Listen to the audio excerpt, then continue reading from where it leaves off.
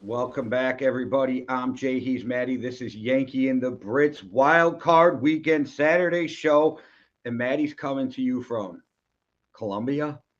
For the first time in ages, we're like pretty much in the same time zone, right? Like Yeah, I'm you're only an East Coast time. So hour ahead, you're right? the same as New York right now. Yeah, right. That's crazy. That's crazy. I'm actually like I'm going to be watching American football games. Admittedly, not today, as I'm on a coffee farm in Colombia, so I'll be going on drinking loads of coffee. But for Sunday and Monday, I'll be watching games at times where you guys actually watch them. I get the full experience. Well, look at you. I know, exciting, right? So there is some playoff games coming up today, which we will absolutely talk about. But we got coaching carousels. We got draft picks being laid out for the top 10. We know who's the first overall pick. I'm pretty sure that's why Lovie Smith got fired, or at least why he tried to win that game. If not, Yeah. he knew he was going to get fired. So he was like, I'm going to try to win this game, regardless of the first overall pick.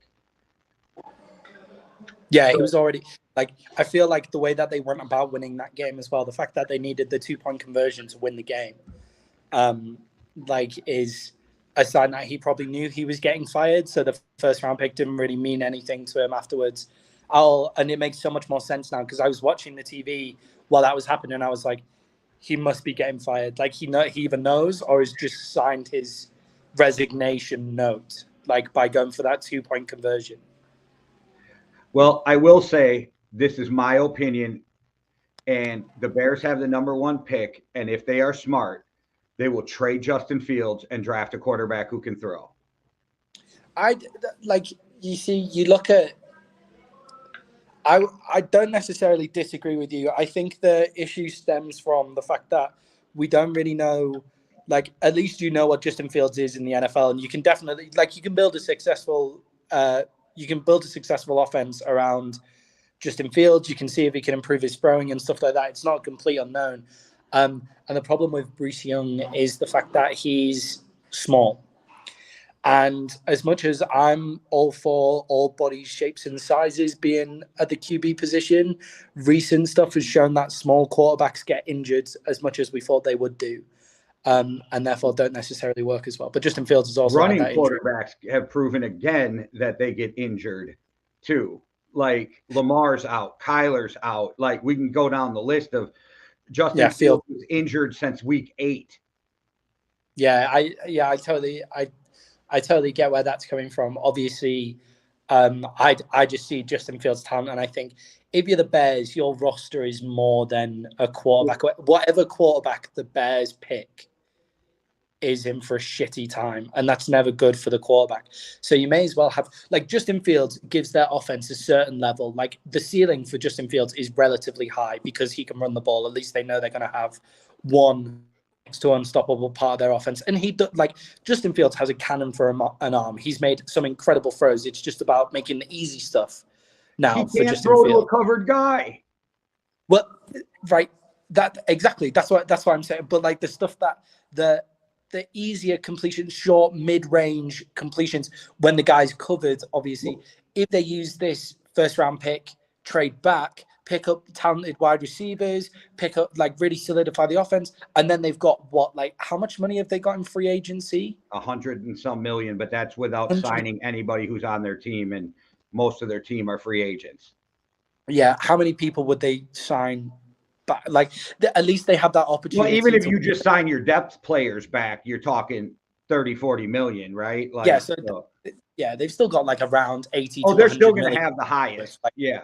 Yeah, they've got a crazy amount of money to play with, and it's a big market. So it's not there's guys where their family's lifestyle is almost more important than winning to them, which is a very healthy way to look at it. And Chicago is a great place to live. It's a fun city and all of that kind of stuff. They can really build this roster around, and you may as well trade back in the draft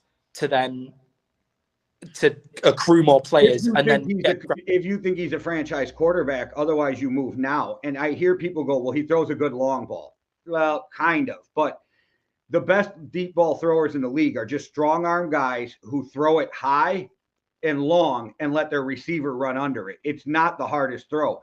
It's that Justin Fields cannot throw to a guy who's covered. Mm-hmm. And I think now, and I don't think they will, but now's the time. You are not the guys who drafted him. He is not your pick. So you as Poles and that team can go, you know what? We're going to move on. And if you can, there's some foolish ass franchise out there who will give you 2 first-round draft picks for Justin Fields. And then you don't even have to move back. You get the first pick in the draft and more draft picks. But I don't think they'll do it. That's just me. If I was them, I would do it. And I know there's an old saying that is true. And I use this with Kirk Cousins, and you can use this for Dak. It's easier to downgrade in the draft with a quarterback than it is to upgrade. But I would put the caveat, unless your quarterback can't throw. See, I think that's the issue that we have all the time. And I suggest for next season, we make a segment, say like Justin Fields, good or bad, or something like that. And we just I feel like our debates on Justin Fields deserve a segment in every single show for around Bears 10 fans got mad at me, but I told them, Justin Fields will give you exciting plays. Justin Fields will run for 1,000 yards. Justin Fields is maybe the most athletic guy on the field, and it will never equate to wins because he can't throw. I reserve, it's those spectacular throws that you see him make down the field, which I agree, your receivers make that, but you can upgrade with receivers in the draft every year. Like, receivers are getting better and better in the draft, obviously, apart from the year where it was like the crazy draft where JJ came out wherever he ended up coming out, and CD was in that same draft and all of that kind of stuff. But there's great receivers every single year that come out of the draft now. And I feel like it will be better served seeing what Justin Fields can do with some receivers that actually gain some separation. Like, Darnell Mooney is his best wide receiver threat there, right? And he's been injured for a decent chunk of the season. Claypool. Okay, yeah, give time for the Claypool adjustment. Give time for them to work together. Well, but there's Claypool I know you've been traveling, but there's this rumor that the Bears are going to try to trade for Hopkins, which if I'm Hopkins, I'm like, fuck you, I'm not going. Yeah, I'm like, don't you fucking dare. But I suppose he's in Arizona, right? So rumor mill has it, and that's all it is rumor mills till they sign on the dotted line. But Sean Payton's either looking at Denver or Arizona. Yeah, unless Mike McCarthy doesn't win the Super Bowl or the NFC Championship game. Well, I know that people close to him said he wants a quarterback he thinks he can win with, and I'll wait until our other show to pound on 11 interceptions in 7 games, 3 pick sixes in 4 games. He's never done that before, though. That's the thing. That I would say that Dak is having a down season in that respect. That's never been his style. It's never been what he's done. He missed 5 games and he's leading the league in interceptions. It's crazy. It's an impressively bad stat. It is bad. Don't get me wrong. As bad as I am on Dak, I would have never predicted this season. Yeah, because I don't think that's who he is. And I don't see that. That's what Jerry Jones just said. Yeah. Oh, right. Oh, it's not in his DNA to turn the ball over. With Jerry's words. Yeah. Not who he is. It's not what we're built on. It's not what he does. And therefore, and the fact he can, and also with the highest scoring offense in the league since his return and stuff like that, you can win games with Dak Prescott, definitely. But yeah, Sean Payton's an interesting playing card in that sort of respect, especially with the trade, with the trademark. And I think with Justin Fields, I think he's earned the right with the Bears to give him one more year with some receivers who can actually get open, because Chase Claypool doesn't get open. That's not how he wins. I get your train of thought where he's earned it, but I would just push back on that, because I don't think you're wrong. But where I think it becomes a moot point is they didn't draft you. Yeah, definitely. Your head coach didn't draft you, and how often are you going to get the first overall pick? So even if they don't make that move, if they're any good at their job, they are in a room really discussing, we have the first overall pick. I agree. Way to handle this, that kind of thing. Where Justin Fields, if he gets traded and he's not their quarterback, it's really no fault of his own. It's just that you're in a weird situation with a guy who was just drafted a couple years ago, but now you have the first overall pick, and it's not the regime that drafted you. Yeah, definitely. And I think you are just doing your job by looking at it. But I think they're now in an interesting position where they have like their offense, their basement is like with Justin Fields, it's a certain level, like where their offense is never going to fall out of its arse, like with Justin Fields as the quarterback, because of the way he can play, especially if you get some playmakers on the other side of the ball. So it's a good opportunity for you to take that collection of draft picks that you can get and bring them straight in. Do you almost think they're going to have to overpay for free agents to get them to come in there? I think depending on their early market free agent signings, but yes, I definitely. They're a bad team, and if I'm a good player and I'm going to be able, I know when you hit free agency as a good player, those top tier players, you want to get paid, and that's what it's about. But in the back of your head, that Super Bowl has to be in that decision. And I'm not saying you're going to give up a ton of money, but if a player thinks over a 5-year deal, I'm going to make $2 million less there, but I have a real chance of making a Super Bowl, and I'm going to make $100 million anyway. Yeah, and I think you can look at Jacksonville as an example of that, where they have had to overpay. Yeah, they have had to overpay for those mid-tier free agents that are willing to come. Christian Kirk's paying off, though. Everybody thought it was crazy.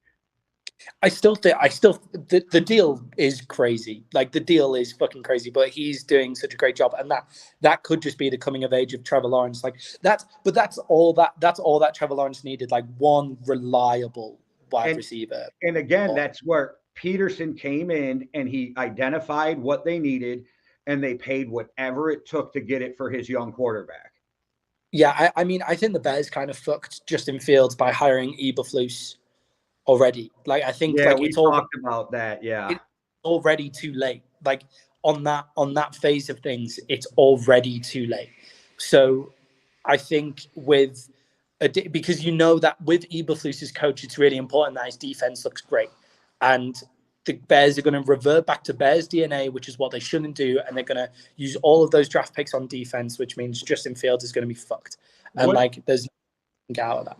What defensive head coach doesn't sacrifice the offense somewhat for the defense? Because look how much better Kirk Cousins looks with Kevin O'Connell than that run on first, run on second, pass on 3rd and 8, punt. Like, that was Zimmer's whole fucking playbook, and then we're just going to shut him down. We're going to hold him to 17 points and expect the offense to do something, which didn't work. But you see it with a lot of teams, and that's there. I used to be like, when they brought Zimmer in, I was like, bring in Zimmer. We need this defense. It was him or Todd Bowles I wanted.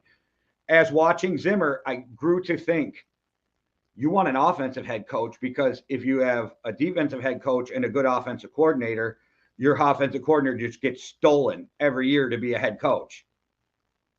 Yeah, and it's just now the league is moving in a more offensive situation. And even if you don't agree with that philosophy, so the Chicago Bears are a defensive franchise, and I kind of like it about them. I like it when franchises kind of stick to their DNA, and you can win games by having the best defense on the field, but your head coach still needs to be an offensive coordinator, because the Cowboys have proved it. You can still get the best. Like 5 years ago, Dan Quinn would be in the conversation for head coaching jobs right now, and he probably is still in the conversation with head coaching jobs. But realistically, they're only hiring offensive guys, so you're able to hold on to those top tier defensive coordinator guys.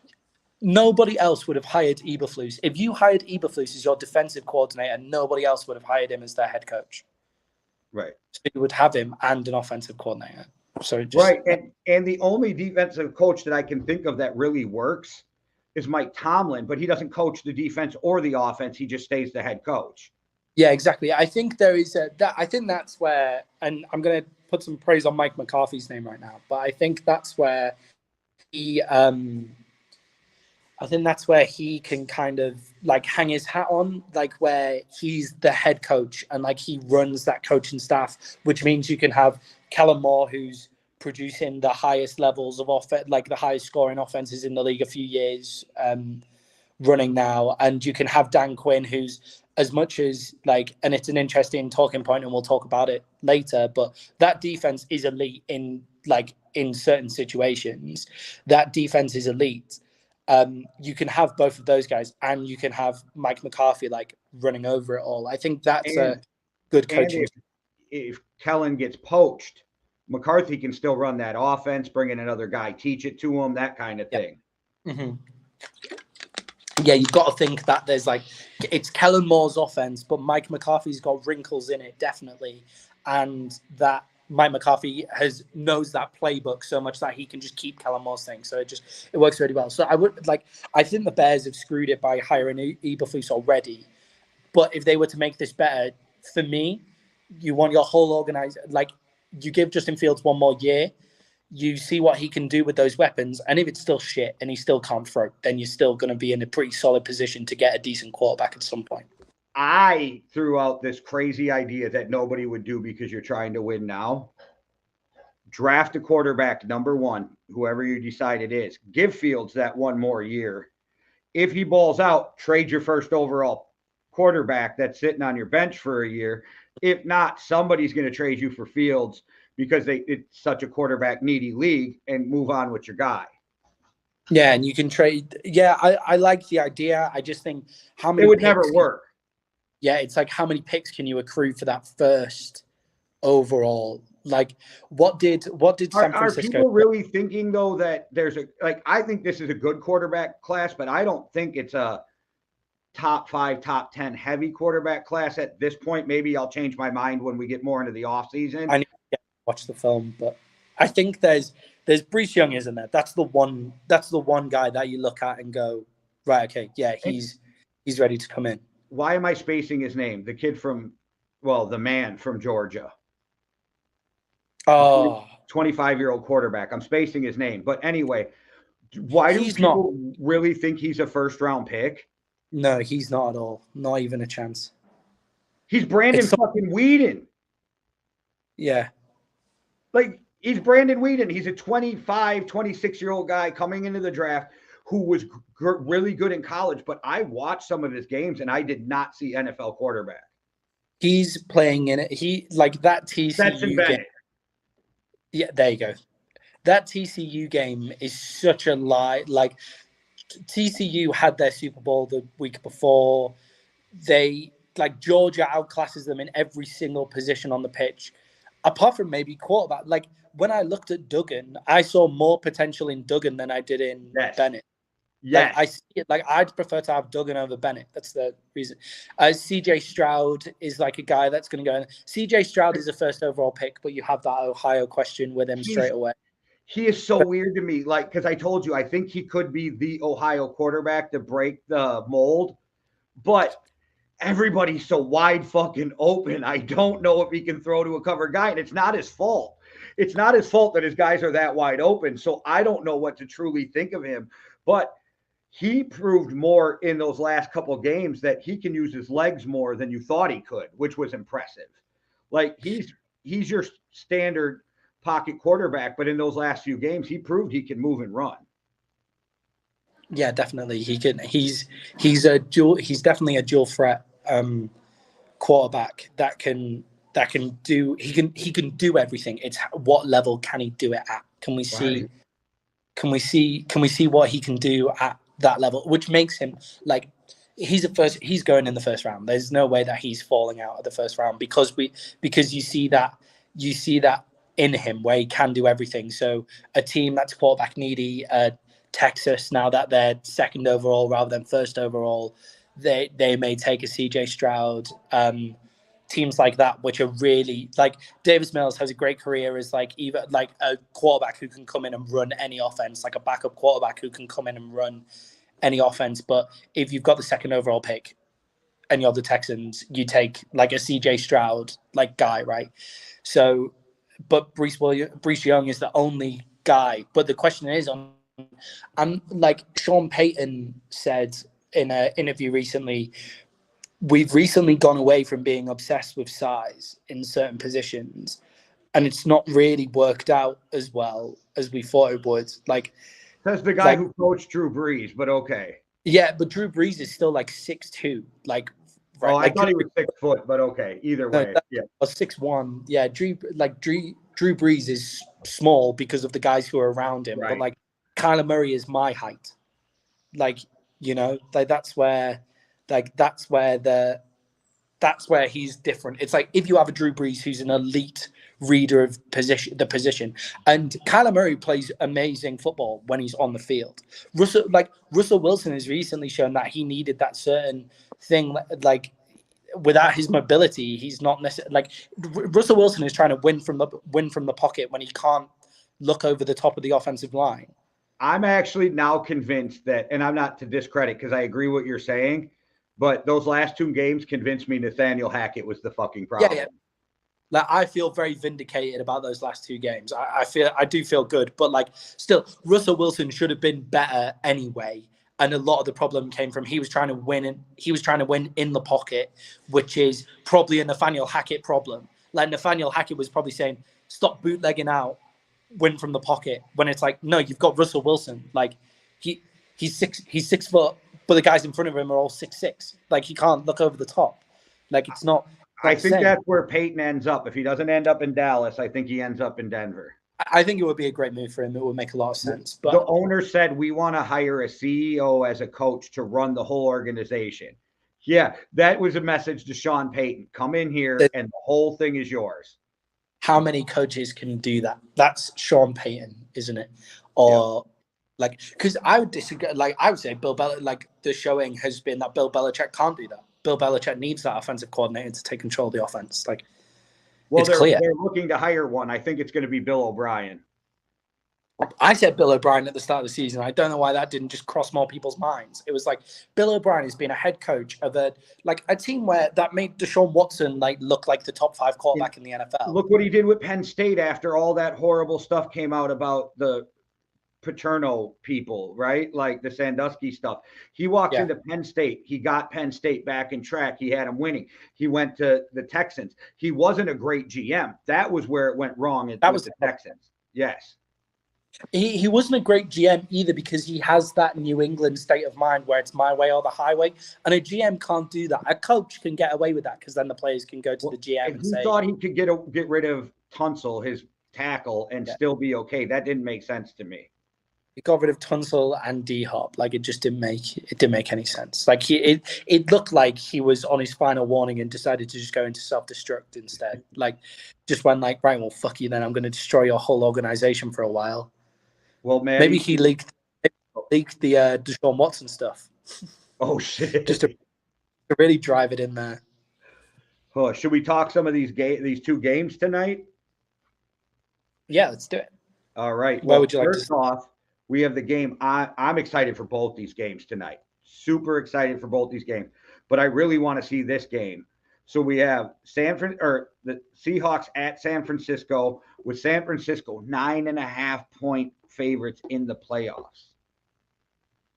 Yeah, I still don't know where they've come up with that number, a 9.5 point favorite in a playoff game. Like Seattle have shown the ability to keep it close. They have Pete Carroll's a great coach. So the coaching staff have experience on this stage. I know it's a young team that don't. Is Terrell Woolen in or out? Do you know? Did he get ruled out? Because I know he got injured in week 17. I don't know. I think that could make a big difference if he's in or out because he's had a great season. Should be up for Defensive Rookie of the Year as far as I'm looking at it.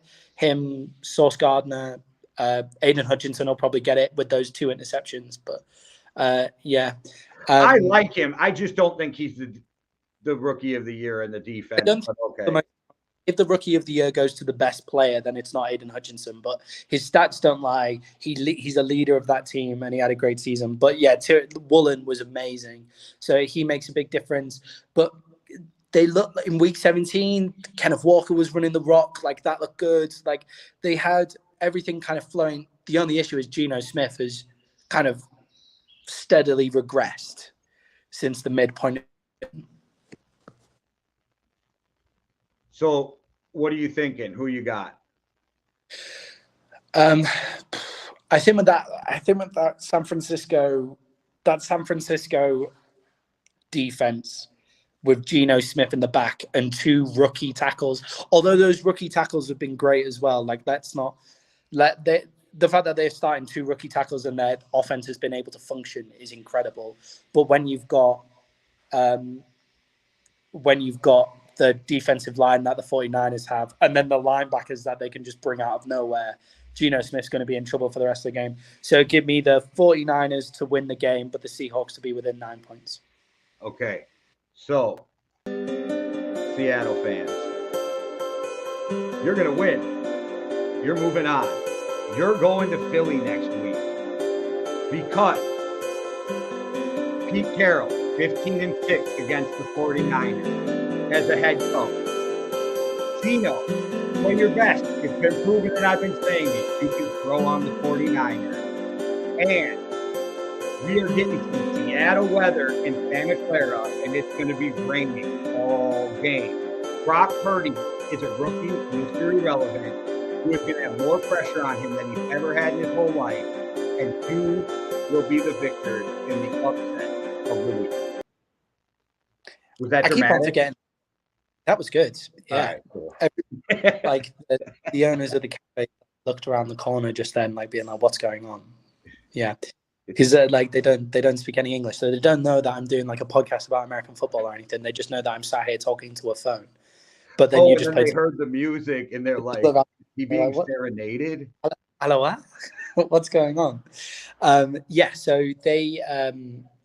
So, yeah, I totally forgot that Brock Purdy's starting for the 49ers, which probably isn't great for a football podcast host. But, yeah, he just totally crossed my mind. I mean, Brock Purdy has had an incredible season, right? He's done incredibly well. And he's, like, as far as I'm concerned, he hasn't shown you anything outside of him being the guy, right? He's at least the Jimmy Garoppolo of that organizer. If Trey Lance comes in, you come in, you play Trey Lance, you keep Brock Purdy on ice, you play Trey Lance, you see what he can do, but they don't need Jimmy Garoppolo anymore. Like, and Brock Purdy's available is the most important thing, right? So he's came in and had a great season, but I do think that the playoff experience of the Seattle Seahawks coaching staff will make a big difference. Yeah, and that was a crazy stat to me that Pete Carroll's 15-6 against the 49ers. Yeah, they were kind of shit for a while, like while he was, like when Pete Carroll was first the Seattle Seahawks. Yeah, but he was still their coach when they went to the Super Bowl, and they went to multiple NFC Championship games, and so Pete Carroll, and that's, people really dismissed the idea of a divisional game. And people thought I was crazy, but I did not want any part of the fucking Packers or the Lions week 1. Like, if you have to play them in the playoffs, fine.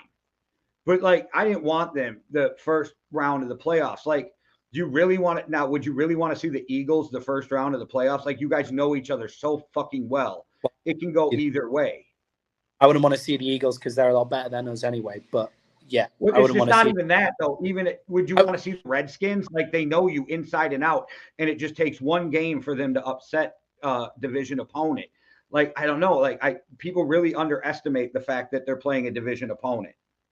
Yeah, I think like there's enough stress on a wildcard game already without it being your divisional opponent who's already seen you twice. Most importantly, they've already seen you twice this year. They know all the wrinkles to your offense that there is to look at. Like, realistically, unless you've been able to win it at Cancer and leave some wrinkles on the sideline in order to leave some wrinkles on the sideline and still win, you've had to go out and show them everything in those first 2 games. And how much time have you had since week 17 to put in those added stuff in a divisional opponent? Whereas if you're playing someone that you might not have seen this year or that you've only seen once this year, then it's a big deal. And I think that the Seahawks defense might be one of the most underrated in the league. And we at the Yankee and the Brit 49ers haters club, by the sounds of it, because we always have bad shit to say about the 49ers. We've been quite skeptical just about the 49ers defense. That defensive line is incredible. Like, amazing. Like, that line is unbelievable. But if the tackle up, then they're fucked, right? But if the tackles can do something, if the tackles can slow it down, if the tackles can hold it up, then the Seahawks have the weapons to take any team apart in the passing game, as long as Geno Smith.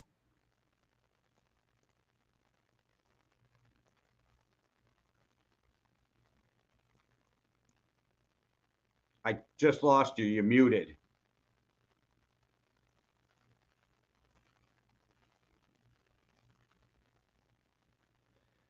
So I would just say Maddie's going to fix his technical difficulties that we just saw with the Raiders a week ago, or a couple weeks ago. You can throw on the 49ers. And I've been trying to say this. If you can hold up against that nasty, nasty pass rush, because it is a nasty pass rush, you can throw on the 49ers. So I figured it's good time, pick against them, divisional game, waiting for Maddie to come back. Thought he'd be back by now. Also, I'll just pick on the Bears some more. Trade Justin Fields. Do it. Now this is going to become awkward because one-man band here, and I wasn't ready for this. All right. Well, I'm going to talk a little bit about the Chargers at the Jaguars, and then we'll get what Maddie thinks when he comes back. Looks like he might be back. Oh, we might have the man himself. Okay, can you hear me? I can hear you now, yes, which is sir. a good start. Yeah, cool. Yes, awesome. Sir. There was a really bad storm here yesterday, so the data and the Wi-Fi has been really in and out. But yeah, it's been going well for half an hour. So big up to Colombian data companies. I'm used to being on pods by myself, but when it happened just now, that was the most awkward thing because I didn't know what to say, and I'm usually prepared when I'm on by myself. So big up to the Colombian mobile data companies for being like so solid. I'm pretty impressed that lasted half an hour. Do you remember when we tried to do a few of these when I was like traveling around Italy and stuff, and they just wouldn't work whatsoever? But I come to like I'm in the middle of nowhere in Colombia, like literally on a coffee farm, and the data is going really well. So well done, Colombia. Also, guys, Colombia is a lot safer than people would have you realize. But that's my bid done for the Colombian tourist board. It's actually funny. My wife goes, "You think Colombia?" I'd be nervous. I go, "It's not like Pablo's still there, you know." It's not the same. My nana's really nervous. Anyway, back to the Colombian sounding Santa Clara Stadium.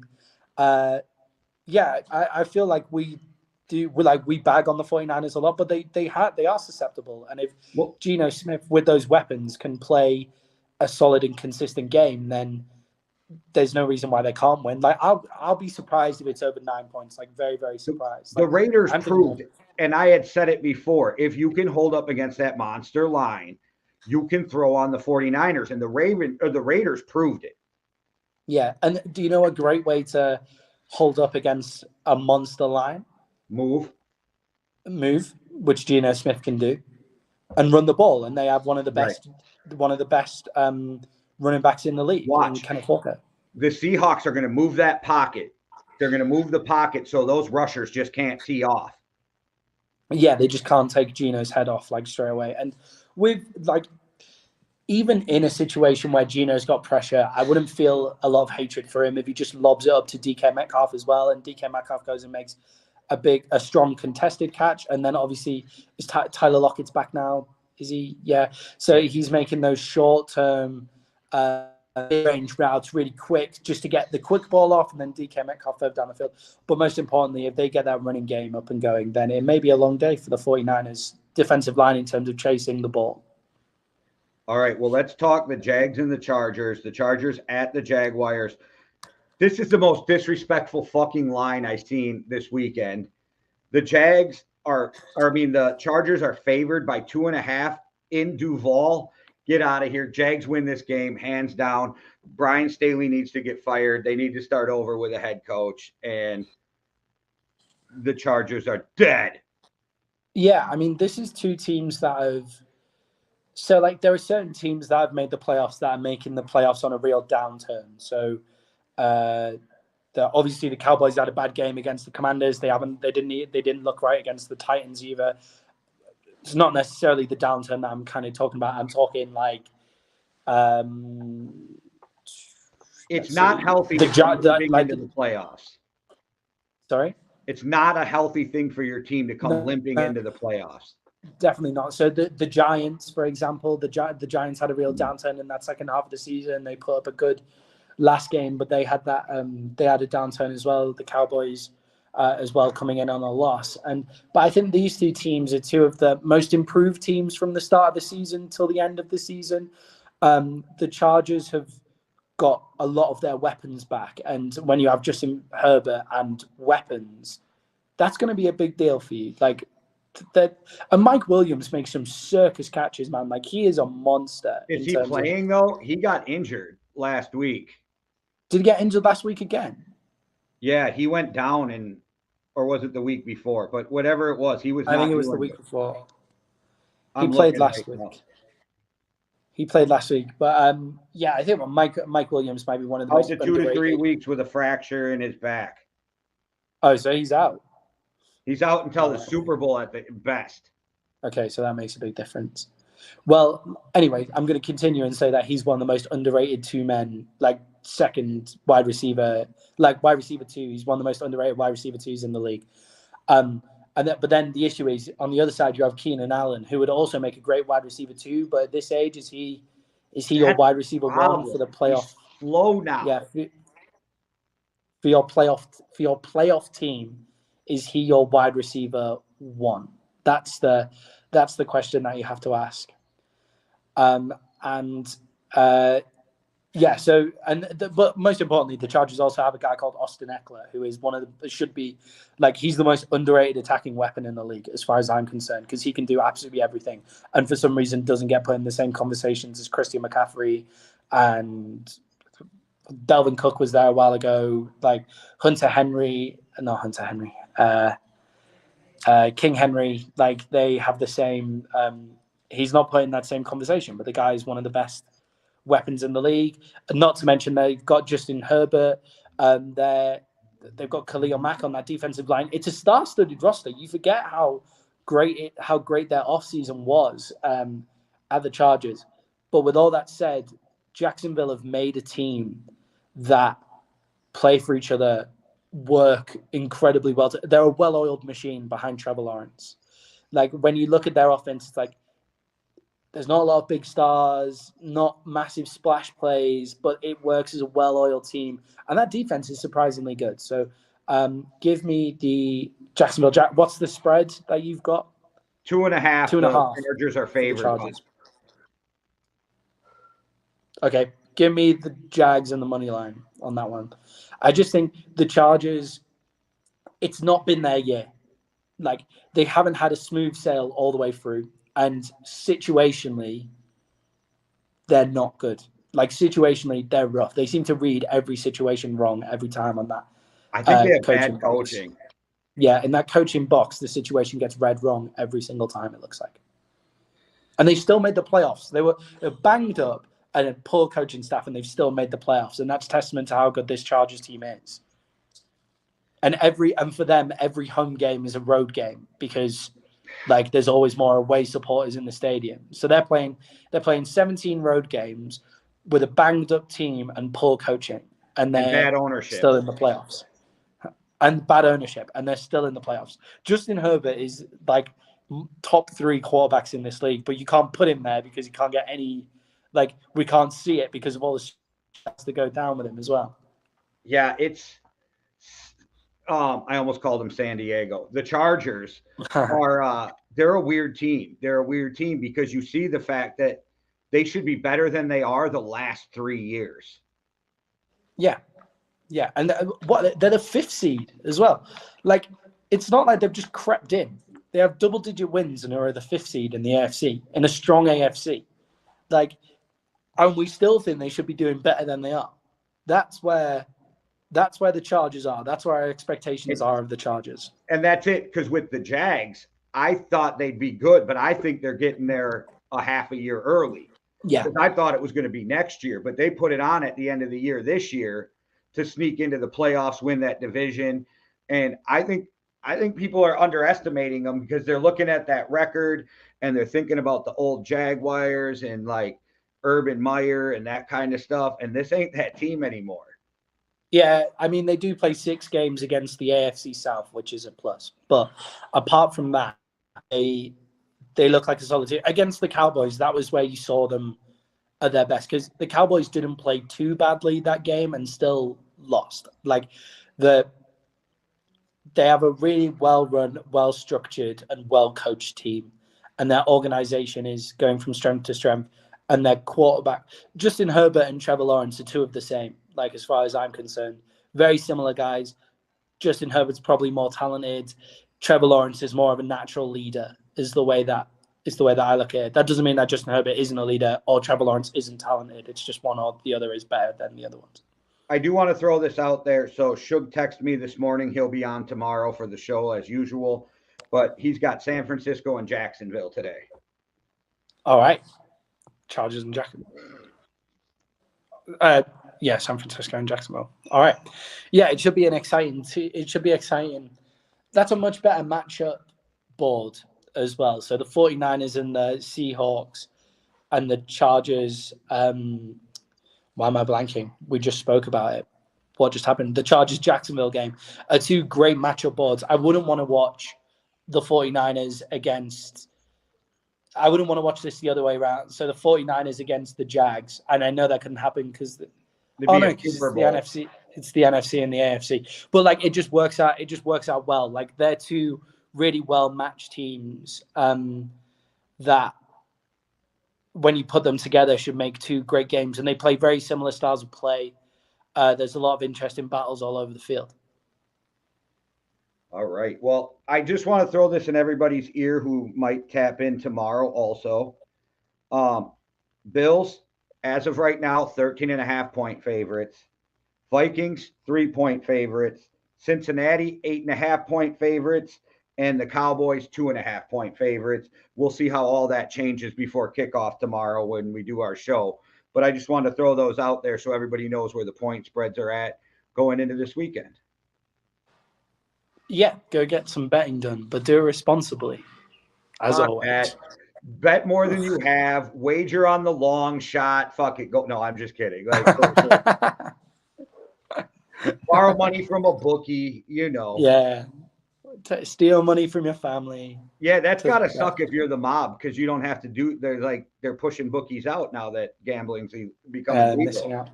Missing out on loads of that money. They might just have to go back to normal violent crime instead. I think all those, even the mob and all of those, are changing more to cyber crimes with the times. Yeah, it's a great way to go. You would have thought they would have found a way to diversify their portfolio now, though, right? Where they don't need to commit crime. Like, when you get like super rich, you don't need to commit crime right here. That's Shug, by the way. This fucking guy right here. Up the G-men. It's good. It might be the only time that I support the Giants. Why? Just think about this. So, by my calculations, and you guys can figure some shit out, if I'm right, Tampa's coming to Minnesota next week. Yeah, well, yeah. Actually, I suppose it doesn't matter for us if we're out already, right? It doesn't matter one jot. And I don't feel confident in our game at Tampa, and we'll talk about it more. But I'll throw a couple little tidbits out there. We went over what's going on with Dak in the turnover machine, so he better stop that, or that's a problem. The Cowboys are 4-1 on grass, or 1-4 on grass. Crazy stat, right? Which the only team they beat was the Titans, and we know how that game went. And Brady's your daddy. Yeah, so it's just like there's a few crazy stats in there, but the craziest one is that on grass thing, and it's all to do with timing and the fact that our defensive line is all based on speed. Like, there's no size to it. They're not just going to run through offensive linemen. It is all based on stunting and speed and all of that kind of stuff. I'm not saying that you guys can't win and that kind of thing, but that's exactly what happened to the Peyton Manning Colts. They were built for speed on turf, and whenever they had to go to Foxborough, they couldn't get home on Brady. Yeah, and it's like, it doesn't have that Mike Evans put up like 200 yards with Brady either. Like, so they've finally hit their stride just as we're coming in. Yeah, and week 17 they were clicking. Week 18 they rested everybody, but they were clicking in 17. Yeah, and all that Mike Evans does is that's like a sneaky double move. Like basically he double moves. Either he'll size you up or you've bet on the double move. He'll size up on Kelvin Joseph's not playing, but whoever ends up covering down Payne's there, he'll size up on him. Payne Gusto is a Bucks fan, so he just wanted to let you know who the GOAT was, I guess. I know who the GOAT is. He's undefeated against the Dallas Cowboys, which is a crazy stat as well. Like I did see some crazy stats though that like every time Brady beat the Cowboys, Brady had a higher ranked defense and that kind of stuff too. Well, yeah, obviously, but that like happens. But the thing with that is the Cowboys have never really been bad. Like the whole time Brady's in the league, the Cowboys have always been like either an 8-8 team or like pushing for playoffs and stuff. The Cowboys weren't bad since Romo. Before Romo, there was some really bad fucking years. And Brady's been around for a long time. Yeah, of course. Like Brady. Yeah. I keep on forgetting that Brady was there pre-Romo. So crazy thing to think about that Romo had his entire career within the lifespan. Was it Brady's first year, 2000, 2001? 201? Yeah. 201. So, yeah. Yeah. So he was there before Romo. That's crazy. That's crazy to even think about. But yeah, it's crazy to think about. But yeah, it's playoff season, so anything can happen, right? But there's one man who comes to play in playoff season, and that's Tom Brady. Nobody wants to see Brady in the playoffs, but nobody wants to admit that either. Yeah, everybody's like, "Oh, I'm so scared of Tom Brady," but like, you should be. Like, nobody wants to say they're scared of Tom Brady, but you should be scared of Tom Brady. Tom Brady is a terrifying person to come across. All right, Maddie. Well, we'll be back tomorrow. We'll let Maddie go enjoy being in Colombia. Hey, how you handling the weather? Is it hot? It's actually all right. It's like a British summer because it's winter over here, so it's like 24 degrees right now. It's more like the UV light from the sun. I don't know if you know this. You probably do because you're a smart guy, but it's just a little tidbit. Next time you flush your toilet, pay attention because it spins the opposite way. Because you're on the other side of the equator. Weirdest thing, right? Like, yeah, it's a pretty strange thing to look at. But yeah, we're up in the mountains here, so above the clouds, like the altitude keeps the temperature down and stuff like that. So it's actually really nice. It's really chilled out. Really chilled out place to live. All right. Well, I'll let you get out of here so you can stop freaking out the people who don't know what you're doing. Yeah, I know. I've just been told off by the cafe person for being too loud. So I think it might be. I might have overstayed my welcome in this cafe. So that might be my time up, I'm afraid. But we got through the games. We got through some preseason stuff. And we'll see you guys tomorrow for another show. All right. Well, I can't say it better than that. So thanks for watching. One world, one love. Deuces. Cheerio.